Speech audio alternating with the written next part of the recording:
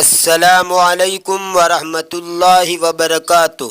بسم اللہ الرحمن الرحیم۔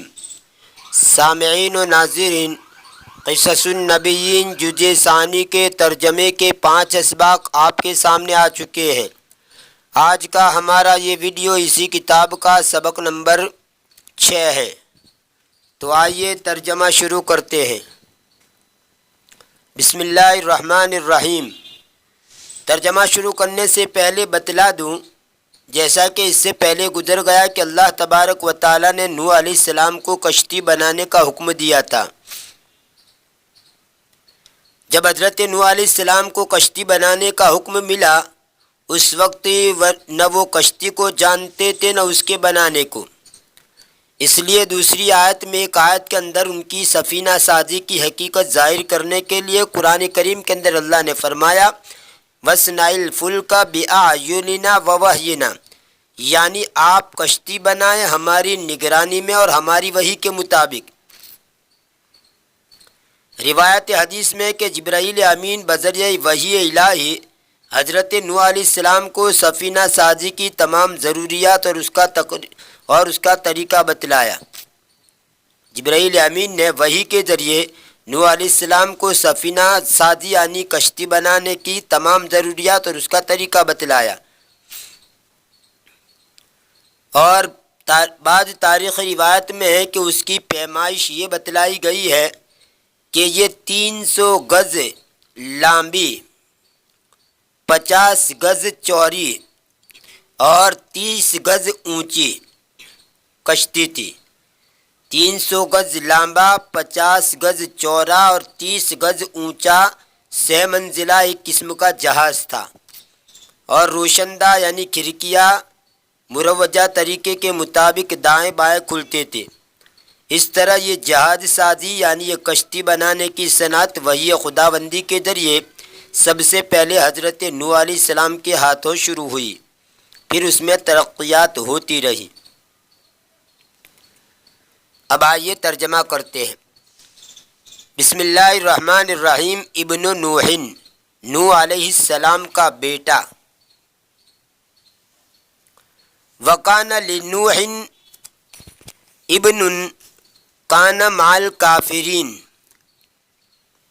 اور نوح علیہ السلام کا ایک بیٹا تھا جو کافرین کے ساتھ ہو گیا۔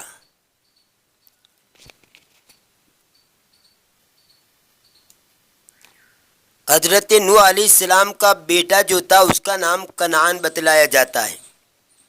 والد بزرگوار کی نصیحت اور دعوت کے باوجود کشتی میں سوار نہ ہوا تو اس کو موج طوفان میں مبتلا دے کر شفقت پدری نے ایک دوسرا راستہ اختیار کیا کہ اللہ رب العزت کی بارگاہ میں عرض کیا کہ آپ نے مجھ سے وعدہ فرمایا ہے کہ میرے گھر والوں کو طوفان سے بچائیں گے، اور بلا شبہ آپ کا وعدہ حق اور صحیح ہے، مگر صورتحال یہ ہے کہ میرا بیٹا جو میرے گھر والوں میں داخل ہے وہ طوفان کی نذر ہو رہا ہے، اور آپ تو حکم الحاکمین ہیں، ہر چیز آپ کی قدرت میں ہے، اب بھی اس کو طوفان سے بچا سکتے ہیں۔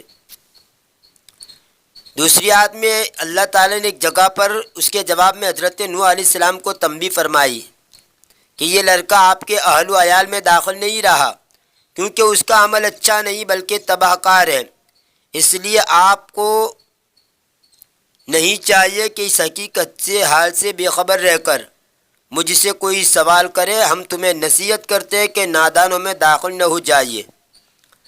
حق تعالیٰ کے اس ارشاد سے 2 باتیں معلوم ہوئی۔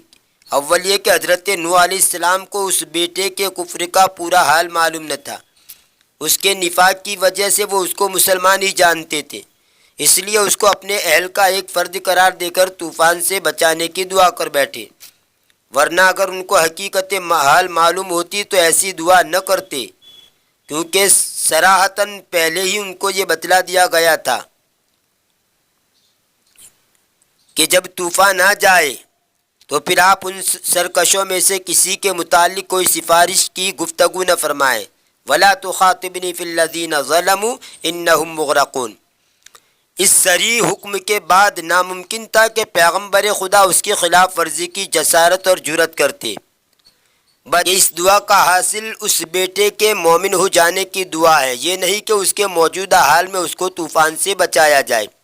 لیکن حضرت نوح علیہ السلام کی اس کے کفر سے لا علمی اور اس کی بنا پر دعائے نجات کو بھی اللہ تعالیٰ نے اجر صحیح قرار نہیں دیا، اور اسی لیے تنبیہ کی گئی کہ بغیر علم کے ایسی دعا کیوں کی، اور یہ پیغمبرانہ شان کی ایک ایسی لغزش ہے جس کو حضرت نوح علیہ السلام اس وقت بھی اپنے عذر میں پیش کریں گے جب محشر میں پوری مخلوق خدا آپ سے شفاعت کرنے کی درخواست کرے گی، تو وہ فرمائیں گے کہ مجھ سے ایسی لغزش ہو چکی ہے، اس لیے میں شفاعت کی جرت نہیں کر سکتا۔ خیر، تو نوح علیہ السلام، ان کے بیٹے کا نام کنعان بتلایا جاتا ہے۔ وَقَانَ لِنُوحٍ ابن کان مال کافرین، اور نوح علیہ السلام کا ایک بیٹا تھا جو کافرین کے ساتھ ہو گیا تھا۔ وَرَأَى نُوحٌ ابْنَهُ فِي الطُّوفَانِ فَقَالَ يَا بُنَيَّ ارْكَبْ مَعَنَا وَلَا تَكُن مَعَ الْكَافِرِينَ، اور نوح علیہ السلام نے اپنے بیٹے کو طوفان میں دیکھا تو کہا، اے میرے بیٹے، پیارے بیٹے، ہمارے ساتھ سوار ہو جا اور کافرین میں سے مت ہو۔ قال سآوی الی جبل یعصمنی من الماء، بیٹے نے کہا عنقریب میں پہاڑ کی پناہ لوں گا جو مجھے پانی سے بچائے گا۔ تو بیٹے نے کہا کہ اوا یاوی کا معنی ٹھکانہ، پناہ لینا، کسی جگہ کی پناہ لینا۔ تو بیٹے نے کہا سآوی الی جبل یعصمنی من الماء، عنقریب میں ایک پہاڑ کی پناہ لوں گا جو مجھے پانی سے بچائے گا۔ عصم یعصم عصمتاً، اس کا معنی ہوتا ہے محفوظ رکھنا، بچانا۔ قال لا عاصم اليوم من امر اللہ الا من رحم، تو انہوں نے کہا کہ آج اللہ کے حکم سے، یا اللہ کے حکم سے مطلب اللہ کا جو یہ حکم ہے، یہ عذاب آ چکا ہے، اس سے کوئی بچانے والا نہیں ہے مگر وہ جس پر وہ رحم کرے، یعنی اللہ جس پر رحم کرے اور اللہ جس کو بچائے وہی بچ سکتا ہے، اور کوئی اس عذاب سے بچانے والا نہیں ہے۔ وحال بینہم الموج فکان من المغرقین، اور ان دونوں کے درمیان یعنی بیٹے اور باپ کے درمیان،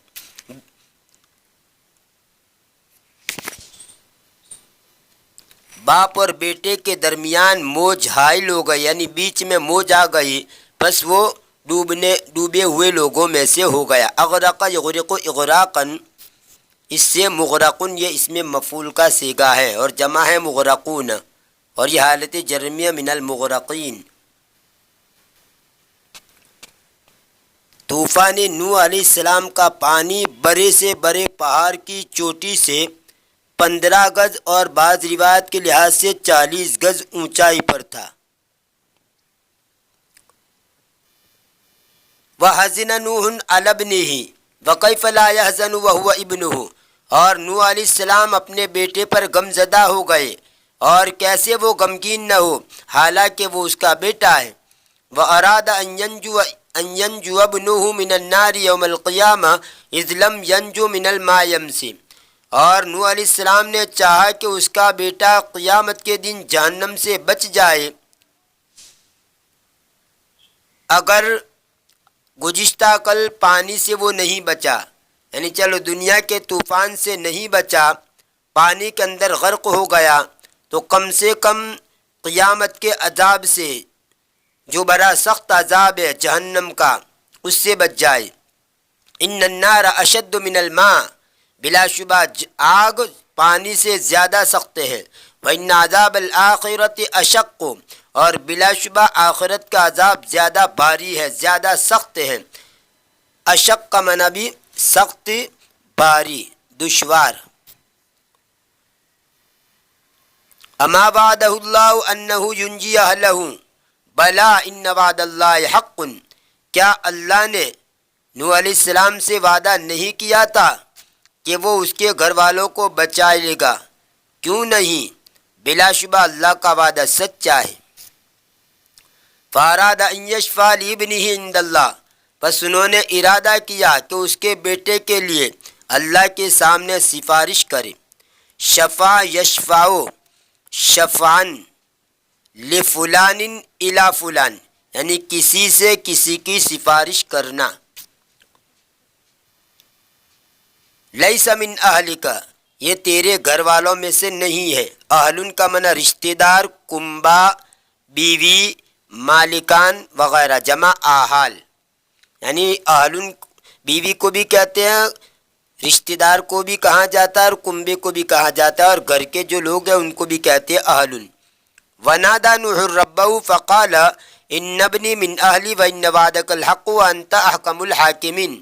اور نوح علیہ السلام نے اپنے رب کو پکارا، پھر کہا بلا شبہ میرا بیٹا میرے گھر والوں میں سے ہے، اور بلا شبہ تیرا وعدہ سچا ہے، اور تو فیصلہ کرنے والوں میں سب سے زیادہ اچھا فیصلہ کرنے والا ہے. ولیکن اللہ لا ينظر الى الانساب بل ينظر الى الاعمال، اور لیکن اللہ تعالی حسب و نسب کی طرف نہیں دیکھتا بلکہ وہ اعمال کی طرف دیکھتا ہے. جیسے حدیث کے اندر بھی آتا ہے ان اللہ لا ينظر الى صورکم واموالکم ولکن ينظر الى قلوبکم واعمالکم. اللہ تعالیٰ تمہاری شکل و صورتوں کو اور تمہارے مالوں کو نہیں دیکھتا ہے بلکہ تمہارے دلوں کو اور تمہارے اعمال کو دیکھتا ہے. واللہ لا يقبل الشفاعۃ فی المشرکین، اور اللہ تعالیٰ مشرکین کے بارے میں شفاعت قبول نہیں کرتا. ولیس المشرک من اہل النبی وان کان ابنہ، اور مشرک نبی کے گھر والوں میں سے نہیں ہوتا اگرچہ وہ اس کا بیٹا ہو. فنبہ اللہ نوحا علی ذلک وقال، پس اللہ تعالیٰ نے نوح علیہ السلام کو اس پر تنبیہ کی اور کہا یا نوح انہ لیس من اہلک انہ عمل غیر صالح. اے نوح بلا شبہ وہ تیرے گھر والوں میں سے نہیں ہے، بلا شبہ انہ عمل غیر صالح، بلا شبہ اس کے کام خراب ہیں.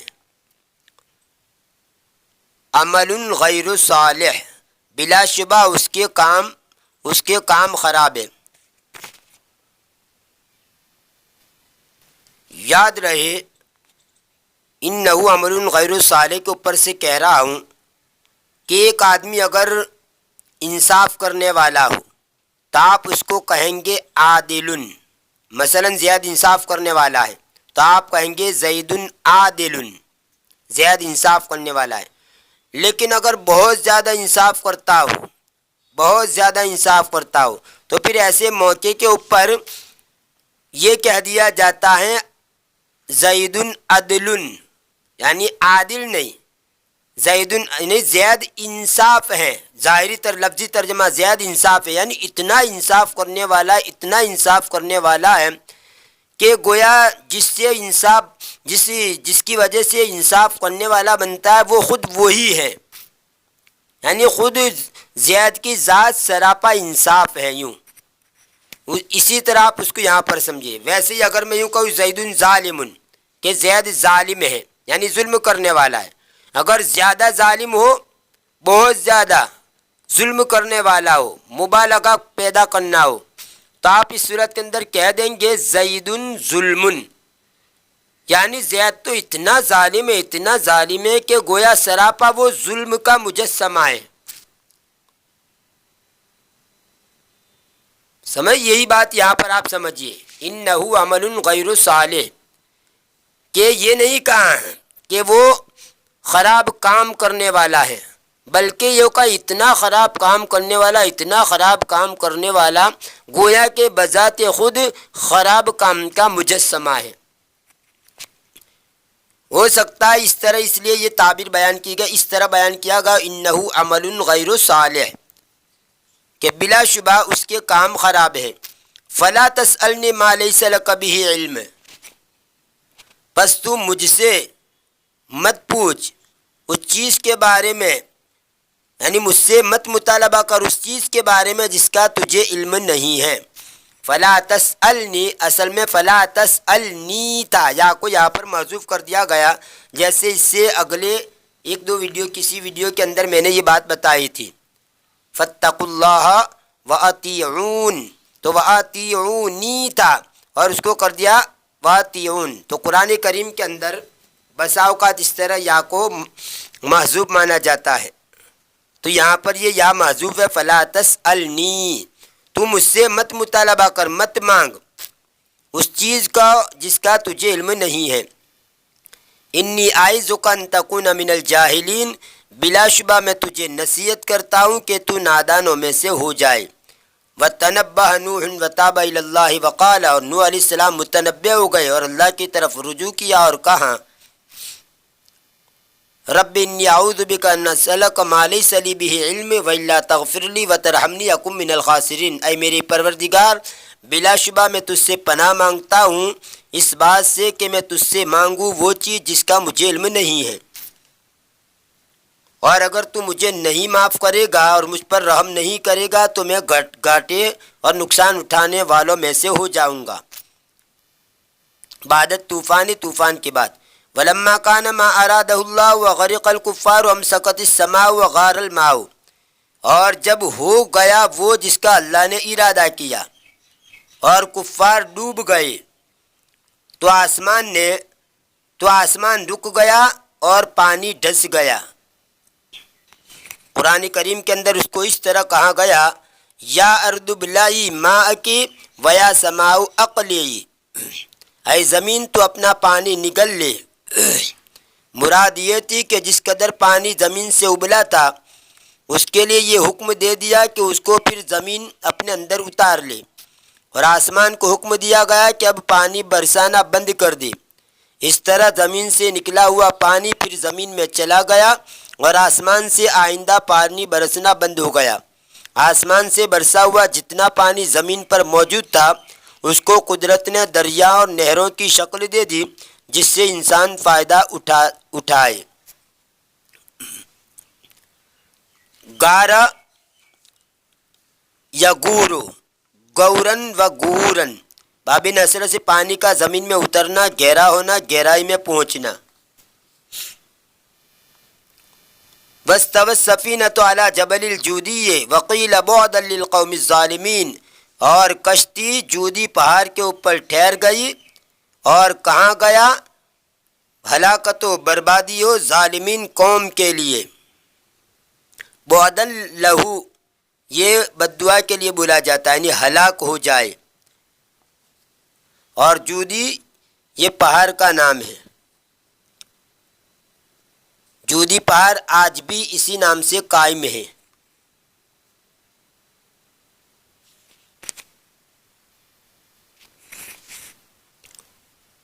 نوح علیہ السلام 10 ماہ رجب کو کشتی میں سوار ہوئے تھے، 6 مہینے تک یہ کشتی طوفان کے اوپر چلتی رہی۔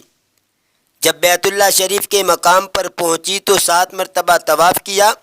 اللہ تعالیٰ نے اپنے بیت کو بلند کر کے غرق سے بچا لیا تھا۔ پھر 10 محرم یوم عاشورہ میں طوفان ختم ہو کر کشتی جبل جودی پر ٹھہری۔ حضرت نوح علیہ السلام نے اس روز شکرانے کے طور پر روزہ رکھا اور کشتی میں جتنے آدمی ساتھ تھے سب کو روزہ رکھنے کا حکم دیا۔ بعض روایتوں میں ہے کہ کشتی کے شریک سب جانوروں نے بھی اس دن روزہ رکھا۔